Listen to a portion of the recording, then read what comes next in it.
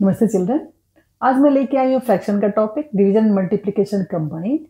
इस तरह क्वेश्चन में क्या होगा कि आपको ब्लैंक दिया होता है कई बार और आपको यहाँ पे फिल करना होता है फ्रैक्शन के साथ। तो जो भी ब्लैंक स्पेस है वहाँ पर आपको फ्रैक्शन डालना होगा। तो इस तरह क्वेश्चन में बच्चे कई बार बहुत कंफ्यूज होते हैं। पहले तो आप समझिए रूल जो है, हमेशा डिविडेंड क्या होता है, डिवाइजर और क्वेश्चन का प्रोडक्ट होता है। ये ध्यान रखना, ये आपने क्लास 3rd में पढ़ा, लेकिन फिर भी बड़ी क्लास में आते आते बच्चे बिल्कुल भूल जाते हैं उस चीज़ को। So dividend equals divisor multiply quotient. And relation हमने क्या पढ़ा था पहले, division statement and multiplication statement. जब भी डिवाइजर एंड क्वोशंट को मल्टीप्लाई करेंगे तो आपको मिलेगा डिविडेंड, और आपने जब डिविडेंड को डिवाइड किया क्वोशंट से तो डिवाइजर मिलेगा, और जब आपने डिविडेंड को डिवाइड किया डिवाइजर से तो क्वोशंट मिलेगा। पढ़ा है आपने multiplication fact and division fact, वो यहाँ इम्प्लीमेंट करके हम सारे आंसर्स निकाल लेंगे। तो बस वो आपको 3rd की क्लास की पढ़ाई को याद कर लेना है। ठीक है, आइए शुरू करें। अब फॉर्मूले को ध्यान रखिएगा, इसको नोट कर लीजिएगा। ठीक है, अच्छा, आपने फ्रैक्शन का डिवीजन सीखा था हमारी पिछली क्लास में, तो आपको तो पता ही है हमेशा क्या करेंगे, जो भी डिवीजन के आगे जो डिवीजन साइन के पहले नंबर है वो होता है डिविडेंड, और जब हम डिवाइड करते हैं तो डिवीजन साइन को चेंज करते हैं मल्टीप्लिकेशन में, और डिवाइजर हो जाता है इनवर्स। और हमने देखा कि जो लोएस्ट फॉर्म बन सकते हैं सिंप्लीफाई करके हम बना लेते हैं। सो हमने देखा कि 9 और ये 3 सेम फैक्टर्स है, तो ये हमारा इस तरह से आ जाता है आंसर। आपको आंसर यहाँ निकाल लेना है मिक्स फॉर्म में, वो आप कर लेंगे। देखिए यहाँ पर क्या है, आपको डिविडेंड मिसिंग है। आपको फॉर्मूला तो पता ही है, कैसे निकालते हैं डिविडेंड, डिवाइजर मल्टीप्लाई क्वोशंट। तो आपको पता है यहाँ पे डिवाइजर सेकंड नंबर होता है और आंसर क्वोशंट होता है। तो यहाँ पर आपको डिविडेंड निकालना है तो सिंपल आपको मल्टीप्लाई कर देना है क्वोशंट एंड डिवाइजर का। क्वोशंट और डिवाइजर का मल्टीप्लाई कर दीजिए। मल्टीप्लाई करने में पता ही आपको लोएस्ट फॉर्म बनाते हैं, सिंप्लीफाई करेंगे, दोनों ही कॉमन फैक्टर 2 है तो दोनों को ही 2 से डिवाइड कर दिया। 3 और 15 ये भी कॉमन फैक्टर 3 है, 3 से दोनों को कर दिया। सो आंसर आ गया आपका 4/5। ठीक है, यहाँ पर आप 4/5 करके देख लीजिए। आपको चेक करना हो तो आप चेक भी कर लीजिए।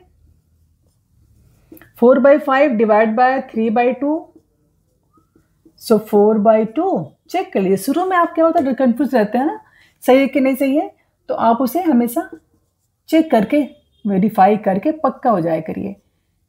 अब आप देखेंगे यहाँ पे कोई सिंप्लीफाई तो हो नहीं रहा, लोएस्ट फॉर्म तो बनने के चांस नहीं है, साइड साइड मल्टीप्लाई।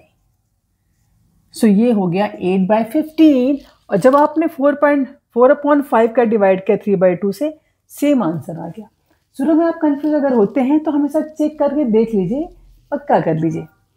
ठीक है, आप देखिए यहाँ पर क्या मिसिंग है, यहाँ मिसिंग है डिवाइजर, क्योंकि हमेशा डिवीजन साइन के राइट साइड जो होता है वो डिवाइजर का स्पेस होता है, तो डिवाइजर मिसिंग है।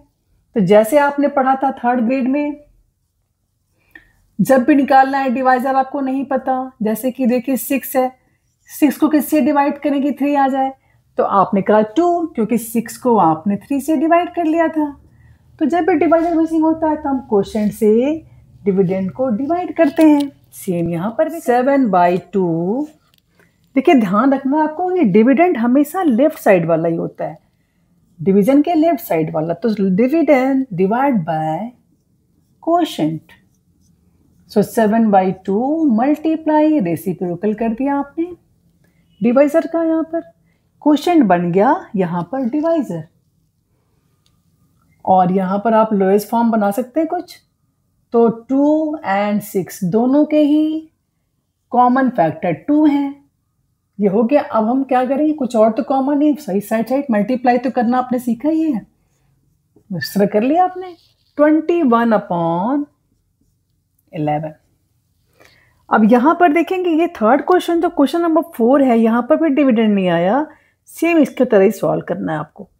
नंबर्स थोड़े अलग हैं, ये होल नंबर है, ये मिक्स फ्रैक्शन है, तो भी घबराना नहीं है आपको, आप कर लेंगे आराम से, क्योंकि डिविडेंड निकालने के लिए हमेशा डिवाइजर और आंसर यानी क्वोशंट को मल्टीप्लाई करना होता है। तो आप यहाँ पर कर लें 3 1/5 को आप चेंज कर लीजिए इम्प्रॉपर में।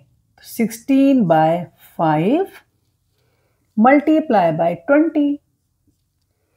अब यहां पर लोएस्ट बना लीजिए आप, कटिंग हो जाएगी। 5 and 20 सेम फैक्टर दोनों के 5 है, सो ये आपका आ गया 5 4 जा, एंड ये हो गया 16 times 4 64। 64 यहां पर आपका आंसर आ रहा है। अब आप उसको चेक करना है तो आप चेक कर लीजिए। क्या चेक कैसे करेंगे? डिवीजन करके चेक कर सकते हैं आप। क्वेश्चन नंबर 5 में देखेंगे आप, यहां पर भी मिसिंग है डिवाइजर। सो डिवाइजर जब भी मिसिंग हो, हमेशा डिविडेंड को आप डिवाइड कर देंगे क्वोशंट्स के साथ। 6/7 8/7 डिवाइड बाय 6/7, और आपने रेसिप्रोकल करके निकाल लिया, कैंसिल आउट कर दिया आपने, और ये हो गए 2, दोनों ही कॉमन फैक्टर है। 8 and 6 कॉमन फैक्टर, कटिंग कर दिया, लोएस्ट फॉर्म आ गया 4/3। ठीक है, आप शुरू में आपको कॉन्फिडेंस नहीं होगा तो आप जरूर क्रॉस चेक कर लीजिएगा इस तरह से। और देखिए आपने सारे तरह के क्वेश्चन तो सीख लिए हैं, हर तरह के हमने क्वेश्चन दिखा दिए फ्रैक्शन में करके। अब आपको ये क्या करना है, इसको वीडियो पॉज करके ट्राई खुद से करिए, फिर मेरे आंसर से मैच करिए। ठीक है, चलिए क्वेश्चन देख लिया आपने। अब देखिए यहाँ पर डिविडेंड मिसिंग है, तो क्या करना था, हमने सीखा था डिवाइजर एंड क्वोशंट को मल्टीप्लाई कर देना है। 10/9 मल्टीप्लाई 15/4। ठीक है, इसको आप सॉल्व कर लेंगे, लोएस्ट फॉर्म बनाना नहीं भूलना आपको। ठीक है, यहां देखेंगे 4.5, जब भी फ्रैक्शन का डिवाइड मल्टीप्लाई करना हो, हमेशा नंबर्स को प्रॉपर फ्रैक्शन में कन्वर्ट कर लेना होगा। तो ये नंबर आपका क्या है, मिक्स फ्रैक्शन है। डिवाइजर मिसिंग है, डिवाइजर इक्वल टू क्या हो गया, डिवाइजर नहीं है, तो डिविडेंड को क्वोशंट से डिवाइड। So 4 1/2 divide by 12। ठीक है, इसे आप सॉल्व कर लें। Again same situation, divisor missing है, आप करेंगे मिक्स फॉर्म लगा के 7/3 डिवाइड बाय 21/4, और डिवाइड करना है आपको तो रेसिप्रोकल, वैसे ही रेसिप्रोकल करके आप सॉल्व कर लीजिए।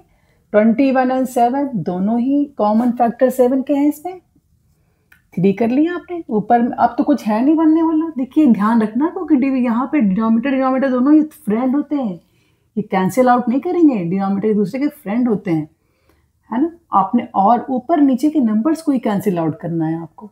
सो 1 × 4 4, 3 × 3 9, क्योंकि और तो कॉमन फैक्टर ऊपर नीचे में है नहीं, तो हमें क्या जो नंबर बचे हैं, न्यूमरेटर का मल्टीप्लाई न्यूमरेटर से, डिनोमिनेटर का मल्टीप्लाई डिनोमिनेटर से करेंगे। ठीक है, ये आपने सीखा है, ये आप आगे कर लेंगे। ठीक है, सैम्पल क्वेश्चन ये मैं होमवर्क के लिए छोड़ रही हूँ आपको, इसे कर लीजिएगा। जो मैंने इतना आपको ध्यान रखना है, कभी भी न्यूमरेटर का मल्टीप्लाई न्यूमरेटर के साथ ही होगा, और जब भी आप सिंप्लीफाई करेंगे, लोएस्ट फॉर्म बनाएंगे, तो डिनोमिनेटर एक साथ कोई भी कॉमन फैक्टर जो न्यूमरेटर एंड डिनोमिनेटर में हो, उनसे ही डिवाइड करना है। सो आपने देखा कि 9 और 12 का कॉमन फैक्टर 3 है, सो 3 से आपने 9 को डिवाइड किया तो 3 आ गया, 12 को डिवाइड किया तो 4 आ गया। अब ये 2 4 दोनों ही पार्ट हैं डिनोमिनेटर्स के, तो ये आपस में कैंसिल आउट नहीं करेंगे, ध्यान रखना है आपको। तो ये आपको दोनों क्या होंगे, आप तो और ऊपर नीचे देखना है आपको, कॉमन फैक्टर तो नहीं है, यहाँ पर कुछ भी कॉमन फैक्टर नहीं बचा, तो साइड साइड मल्टीप्लाई, 3 × 1 3 और 4 × 2 8।